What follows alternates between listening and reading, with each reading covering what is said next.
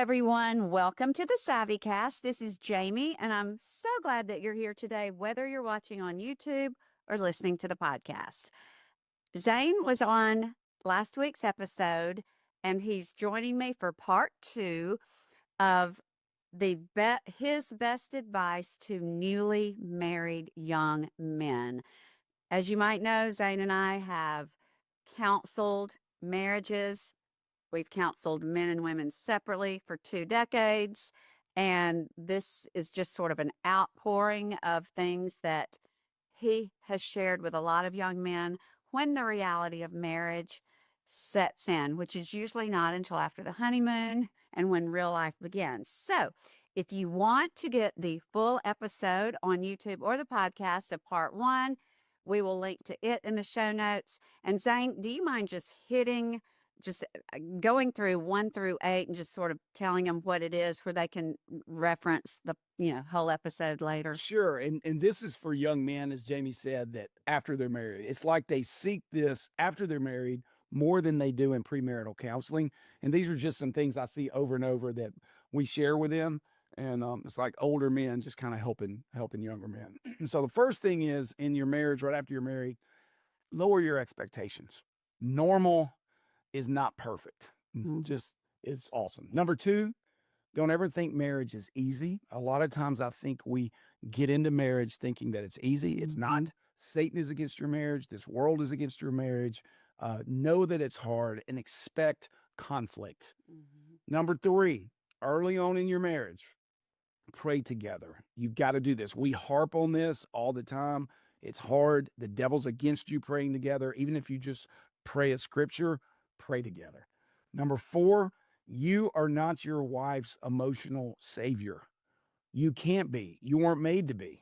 Only God can do that. You can't do it, and she can't do that for you. So don't expect your wife to fill certain needs for you, and then don't feel really downtrodden and like you're not a good husband if you can't make your wife happy or make her stop crying or make her laugh like you used to could. Number 5, you must do a regular State of the Union check-in where you sit down and you say, what things did I do well this month where you felt loved? What areas did I deposit in your love bank that I take out of your love bank? Have a regular check-in. And as you say, Jamie, so this check-in doesn't come up during a fight. When you say, oh, well, by the way, you're also making me mad here. Have a scheduled time to say good things, to ask questions, to be curious about how you're doing as a husband. 6, encourage your wife in godly friendships. Whatever you do, when they get back from marriage, they're like, I feel like my wife's not happy, all this change. Say, encourage her to go out and spend time with godly women, especially older women, and y'all seek together. You lead young men in finding couples that are for your marriage. Embrace number 7, the first apology rule. Say, I'm sorry. Will you forgive me? And practice that. And we said in the first podcast, we actually practice this as men. So we're not, I'm sorry, or ha ha ha, or this wouldn't bother most people. But since you want me to say I'm sorry, I'll say it. Say you're sorry fast and sincere. Number 8, prioritize fun and laughter. Before marriage, we did that. After marriage, the weight of marriage, I think, gets so heavy that we talked about in the first episode that sometimes we don't prioritize laughter because the man's just trying to make a living.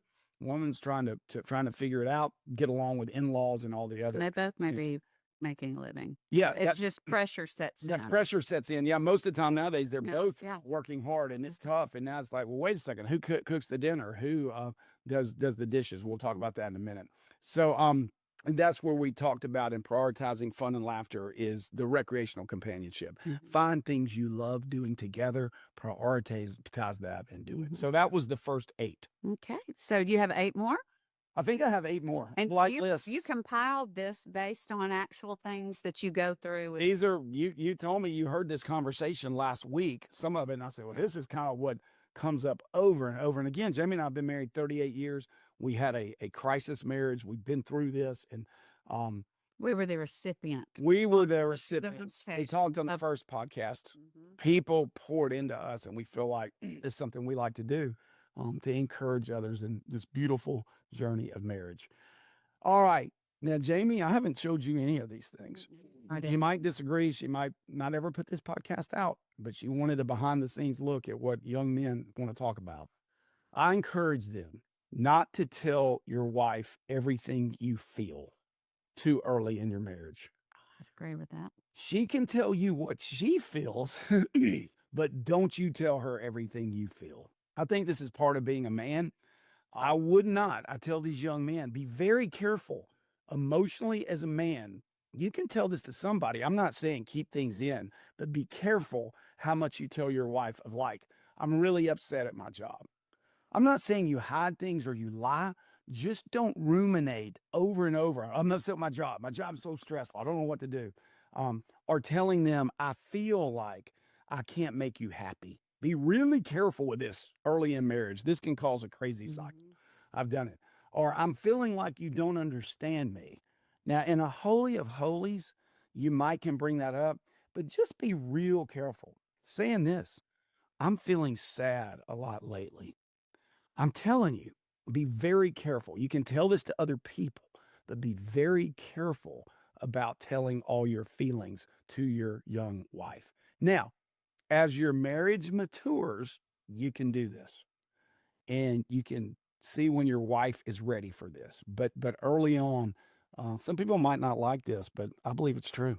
Do you have any thoughts on I that? totally agree because whether you're both breadwinning, whether you're both working, still, I believe most women view their husbands as the leader of the home, the one who ultimately is the stronger, the one who, if you can't come to a decision, at least I and most Christian women biblically defer to the husband if the notice, which is a responsibility I don't want. Mm. I don't want it. I want you to. So it's almost like parents, don't let your children see every time you're upset. That's the because exact principle. I don't want to see you. I don't want to hear about your problems at work. Then that's a problem for me. It becomes a problem.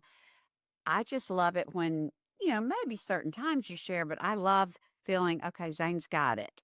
He's good with all the things outside of. And guys, this is controversial Yeah, this nowadays. is I've had a lot of absolutely. people say, I'm telling you, early on in marriage, I say go tell it to friends. Go Just tell like it to friends. I tell the wives, yeah, get frustrating. friends and then go work a lot of this stuff out that will literally drive a man crazy because men are not wired to just sit and listen over.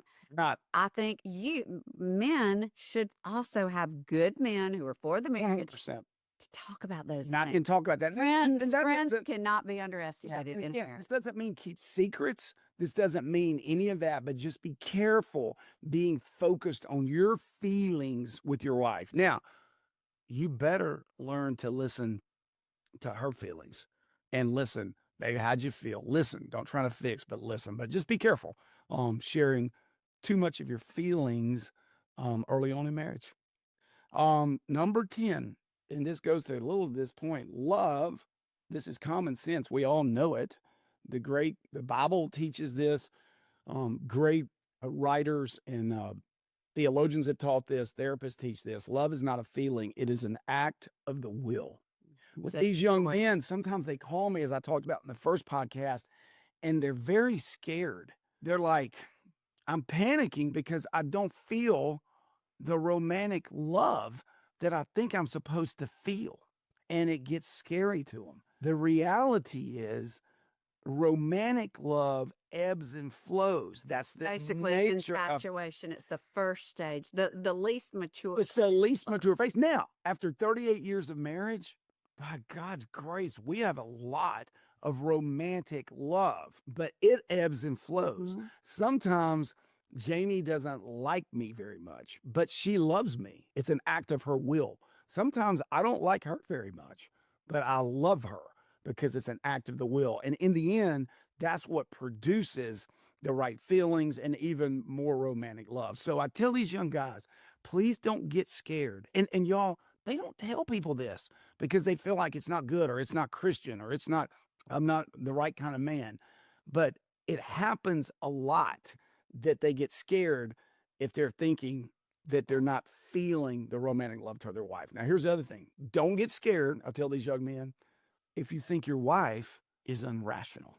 You're irrational, not irrational. and Zane, you've said a lot of guys, and they laugh when they're saying it because they don't know. They laugh. Well, they don't know any other word, especially if they did not grow up with sisters.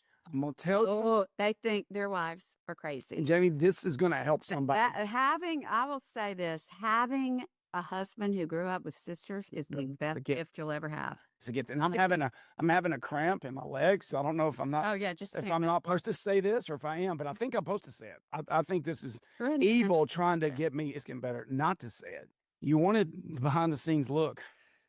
A lot of men, and I don't say this flippantly, believe And their wives. let's just say this: you're not talking about just young, immature. You're talking about a lot of men who are highly successful, highly educated, all walks of life. But these aren't just random people Not random. who just don't have a clue. And it's not making jokes about their wife. No. And I'm not making any statement. I'm telling you how men sometimes can feel. They feel like their wives are at sometimes very irrational. And even sometimes somewhere on the crazy cycle. Okay. And this sounds interesting, but they need other men to say, you're okay. And that's not abnormal. That's not abnormal. Us. And you're not the judge of crazy. You don't know what's irrational. To your emotions, that's crazy. To my emotions, I can't believe my wife reacted that way. That's not logical, but it's normal. So don't get scared if he's like, oh no, I married the wrong woman. She's not responding to what I consider logic. And a lot of that is pride in the man, right? The female is even more attuned to emotions, and she's right. But to a man, sometimes women, especially early in marriage, seem crazy. Okay. Whether they're crying a lot or Can't make them they're happy. angry a lot, they can't be pleased, Can't be pleased. whatever it is. Some men cannot, especially if they did not have sisters and don't. What's the book? Women are from Venus, Man men from Mars. Yeah. There's such a difference anyway. But then you're married and you're with the opposite sex who never grew up with siblings. Right. And y'all, this isn't funny. This is No, really serious serious. because people give up. Guys give up. They start saying, oh no, I married somebody that's crazy or whatever. They give up. Don't do it. Even like the first time your wife has a comment about your mom. For a guy that loves his mom, that is the most irrational thing that we could ever understand. My wife thinks my mom really meant that remark or whatever, and it might have. And I have the best mother-in-law Yeah, known to man, and there's always going to be a comment. I mean, it's life. You get up. When you can take things different ways, but do you understand? As a man, I'm like, my wife's being irrational. My mom's the best person in the world. And I could label that my wife's unfair. Or she's crazy. But anyway, very serious thing. I had a conversation 2 weeks ago. The young man was like, I feel bad to say this, but I feel like my wife's a little bit crazy. And I'm like, I'm sorry. That's normal for guys to feel that way. Your people might really get mad, but I'm just talking about guys. Y'all can write him all the hell. No, No, I'm not trying to be. no, this is, and I think everyone may not agree with the extreme, but you're speaking from your experience, guys. We do marriage count. I mean, if you're not in this world, you're not really going to hear these conversations. Right. But I want to say one thing, guys. If you're on Instagram, and they're hilarious, some of these marriage memes and some of the they've got a lot of jokes. truth in it. Well, they're based on truth, and usually, yeah. I mean, there's a lot of my wife's crazy, and crazy. They're using it Emotion. to mean different. Or different. I don't understand. And women can say this. We say things about Yeah. that person's crazy. Right. We don't make crazy Right, is very underused. And that's how we're using it with these young men to say, number one, that's the wrong word for it. Your wife's not crazy. She might be more emotional, more sensitive, which is a good thing for you because you're dull. You're a little bit of an idiot. You need somebody that's got some emotional sensitivity to help you. So anyway, I'm just saying that's a common thing. So love is an act of will, even if you start thinking your spouse is crazy when I'm talking to guys. Number 11, and boy, is this tough for us men, especially young men, because where did we learn this? Who could have taught us this? But become a student of your spouse's story. Hopefully, we know about that before we're married, But as we get married, I think we could all admit the story we start learning more and unravels about their relationships with their siblings, their parents, their grandparents. Because it will affect you. Oh my It goodness. will affect you. Anybody that says, "Oh, I don't want to talk about my family of origin. It doesn't affect me. It affects," they're just wrong. It affects us. So become a student and even become curious about your spouse's story. I was so grateful when Jamie started being curious about, my background. And she used to kid me and say, "You were from Disney World. You just have this weird," and she became curious about my background, my cousins, my aunts, my uncles, and it was really good. And it was good for me to talk through it and understand, no, it wasn't Disney World. It was amazing. It was unbelievable. But I probably got some ideas about reality that weren't reality because of the way I grew up. We've got to know our stories, and there's wounds in those stories. And Jamie, I know you and I have been really blessed by personality assessments and like by the Enneagram that talks about our wounds.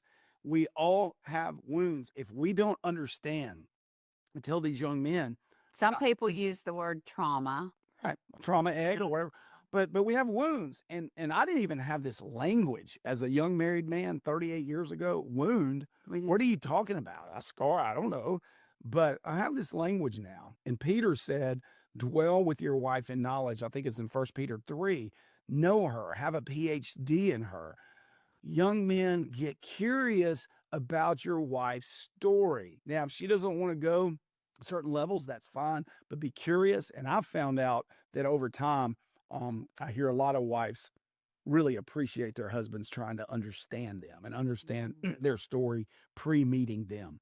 So everyone brings a past into the marriage, wonderful things, traumatic things, blissful things, healthy things, unhealthy things. Get to know that. And when you really get older in your marriage, I think we can open up about our insecurities.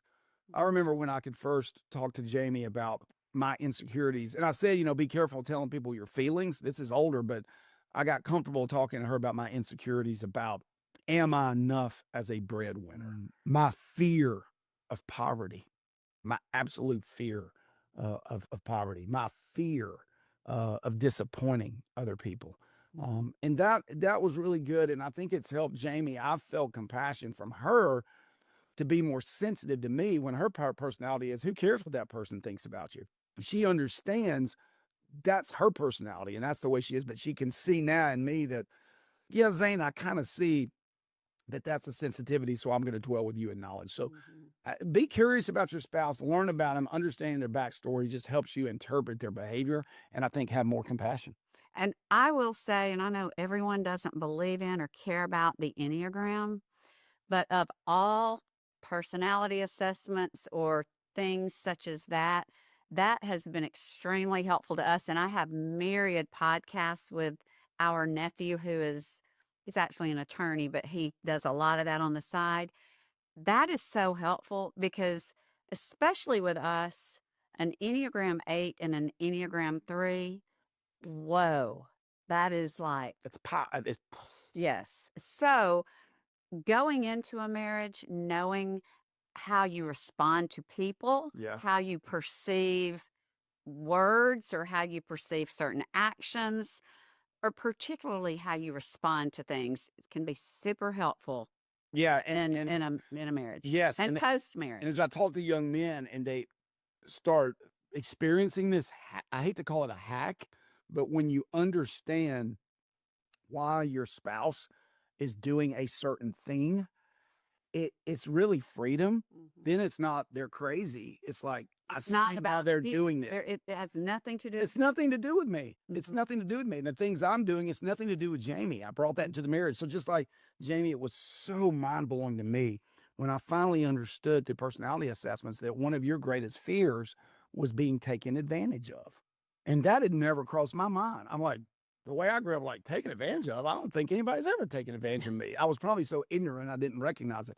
But Jamie had this deal like, you better stay on your P's and Q's. You might get taken advantage of. And that never dawned on me. So I thought she was unrealistic in a store or at a restaurant, but she was like, I might get taken advantage of. And I was like, hey, everybody's out to just, serve you. And it was just a really wonderful thing. So learn your spouse's backstory, and their wounds.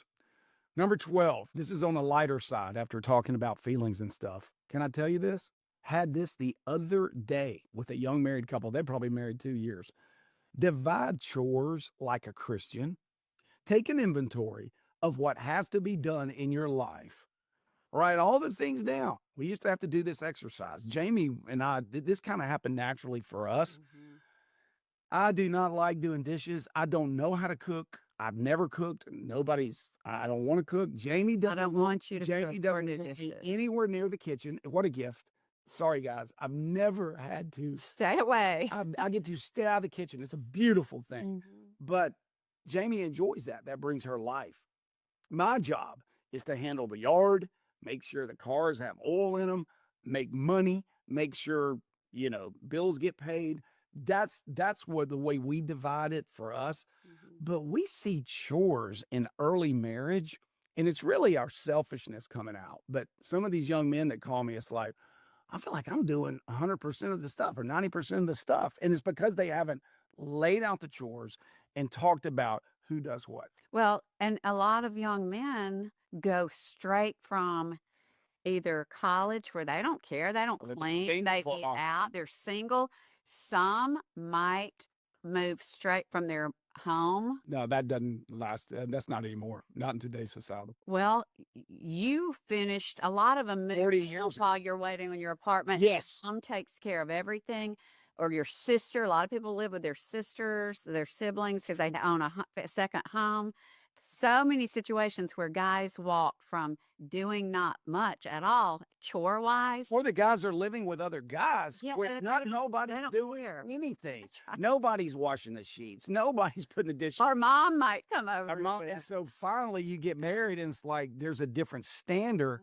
And it's like, okay, if you want the dishes done, you do them. Well, that's not a good way to start. Yeah, that's a practical thing that you have to come to agreement with for sure. And Jamie brought up a great point. Try to aim for serving more than the other, but it's nice to have these discussions and check in. On your check-ins, have a question.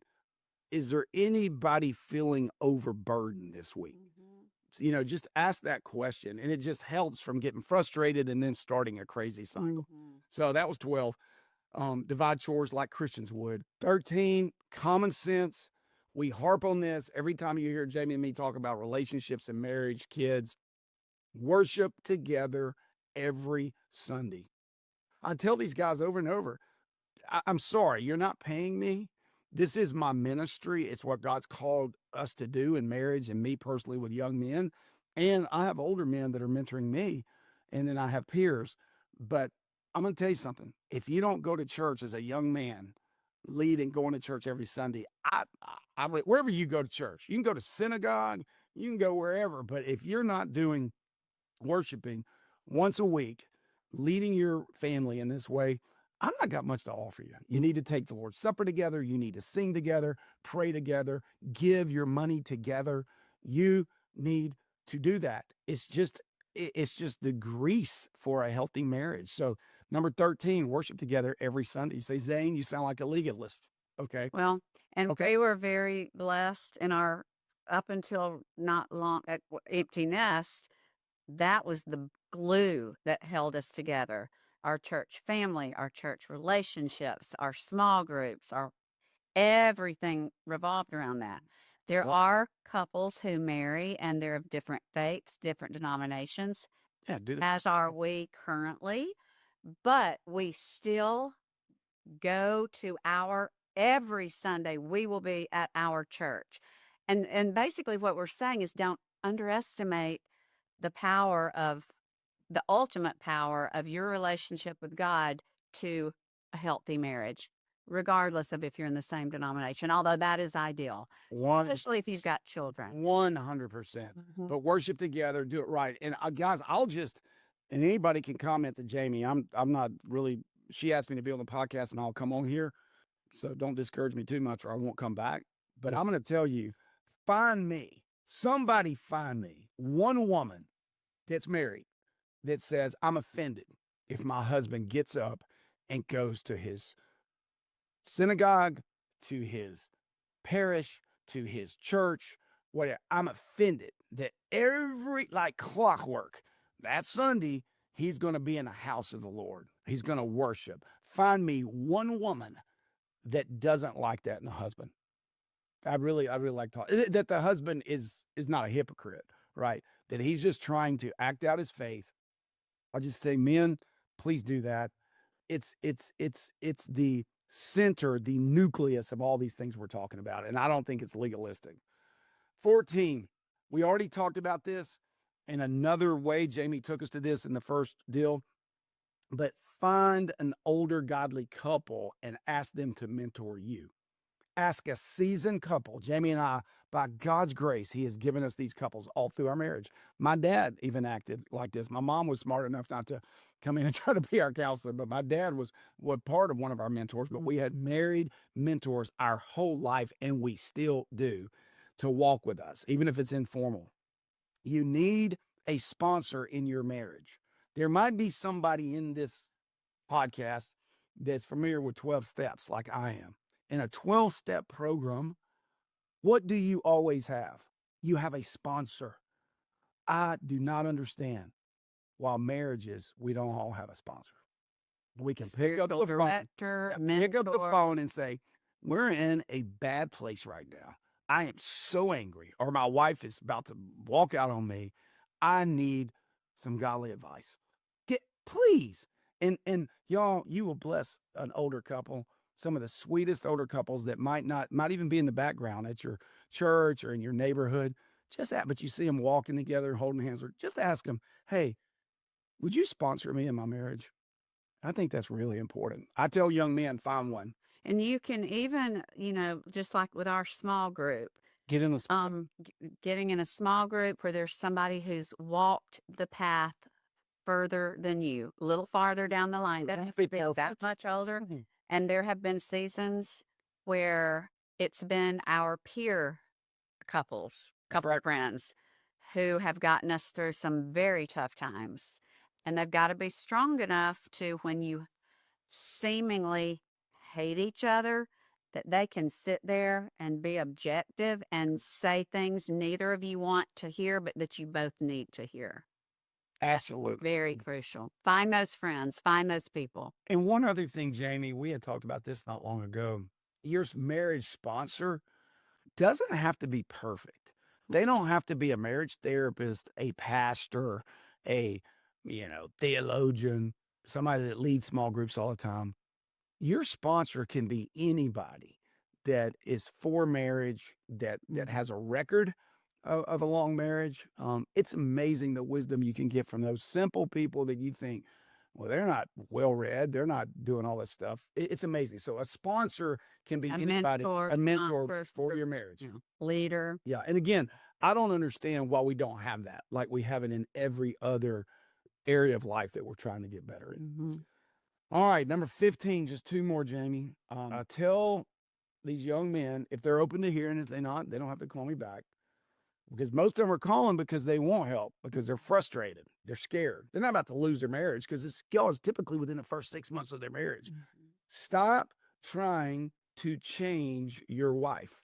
Now, Jamie will tell you, this was me. Here I am. Now, y'all look. Did it for you. Okay, well, let's don't talk about it. Oh, no. Y'all. You did it for years. I think I did it too. Did I do it? Yes. Oh.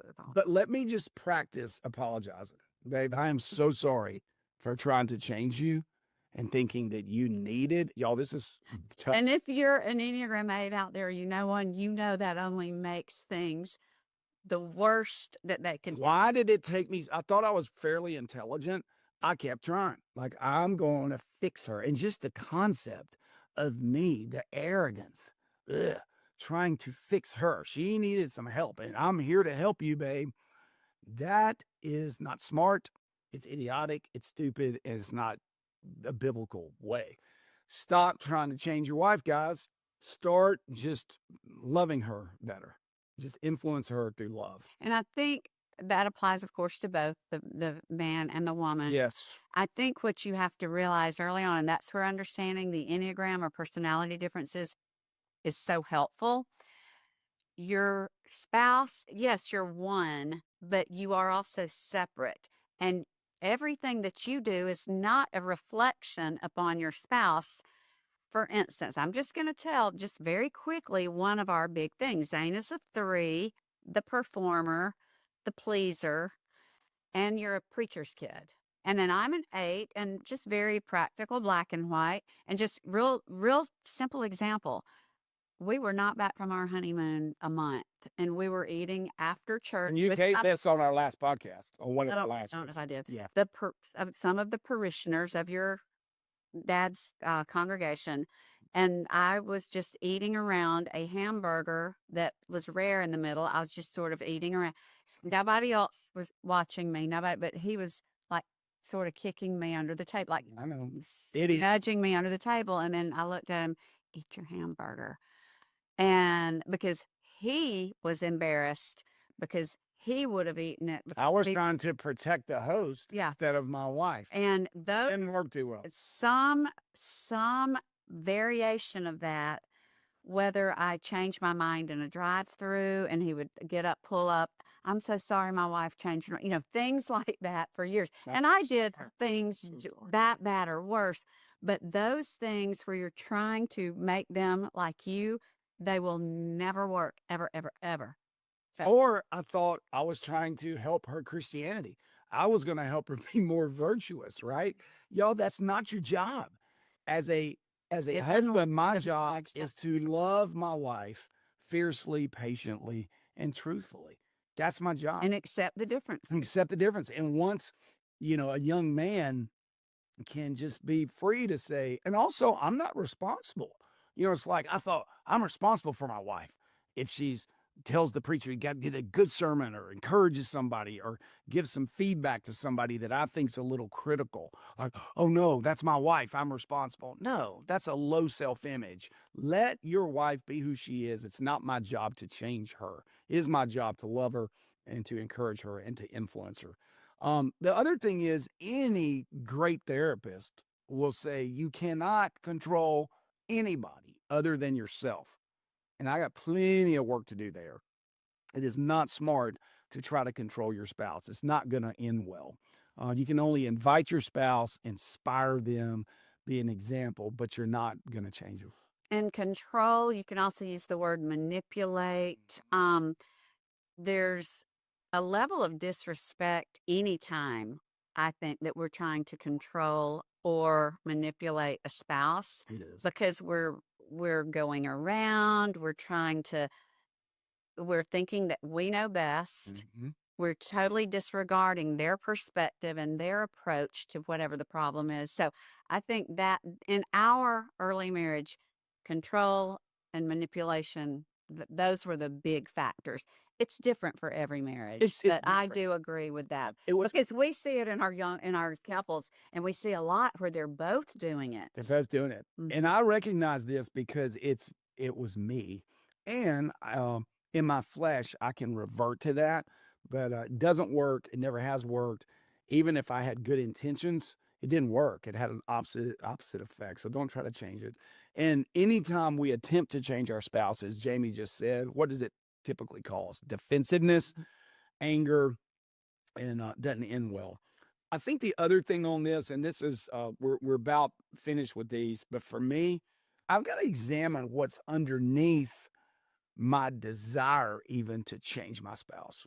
As Jamie brought up that story that I hate, it was 7 years ago. The dread That hamburger I hate, hamburger, and how I used the to get rare hamburger. so mad going through drive-throughs, because Jamie would change her orders 10 times. I said, this is so rude to the people behind But us. I would change them very sweetly. I was never Oh, rude, yeah, sweet, but but- it was brutal. but it drove you crazy. It drove me crazy. I never understood why you were so. Yeah, I was worried about the person working there. I was worried about the people behind us, like an idiot, thinking that was somehow Christian. Any of y'all that know Jamie know, though, it takes patience with her order, and somebody give me that comment.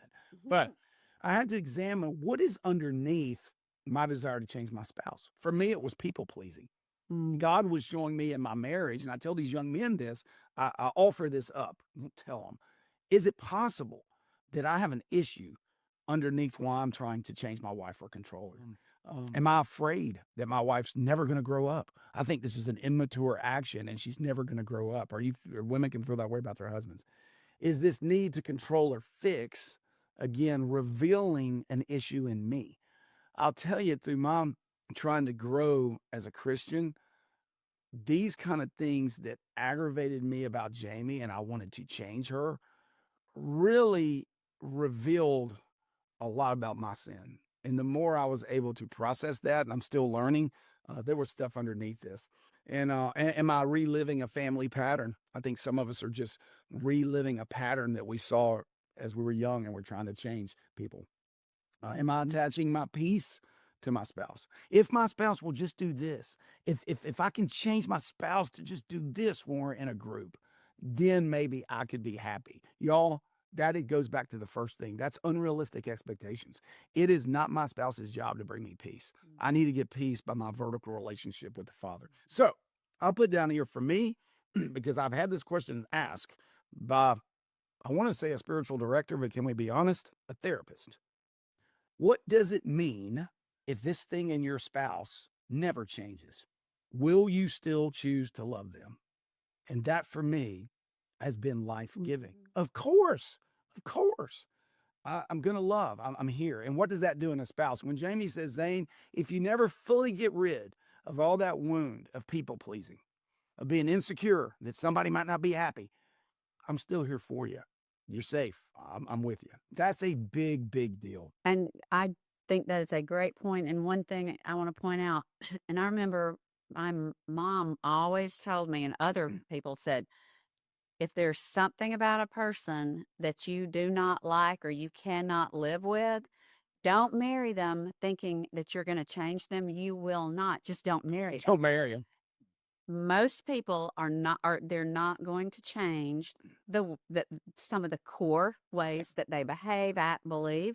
So if you can't abide by it, don't marry them, because it's not going to change. So that is and what's that saying about women? Women marry men hoping they'll change.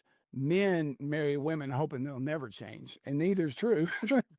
Neither. It's something like that. I might have picked it up, but no, you're right. Now the other key thing in this, and then we'll wrap up. If it's a serious issue, if it's an abuse or an addiction, we're not saying just go on in life and be a placemat if your husband has verbal abuse towards you, or if your wife has some kind of addiction. That's called enablement. We all know that. And a loving spouse will always say, in a loving way, in a place of service, I love you too much to pretend that this isn't hurting us. Or I want us to grow and I'm willing to get help, or you. But both of those are not, I'm going to leave, or there's no threat. It's, I don't want to pretend this isn't hurting us. So there is a piece of that. I want to make sure to bake that cake. All right, the last thing, babe, that one was make sure that you don't try to change your spouse. The last thing that I wrote down that I see most commonly with young men is I encourage them, and I just see most of the time, by God's grace, I see them relax and get encouraged.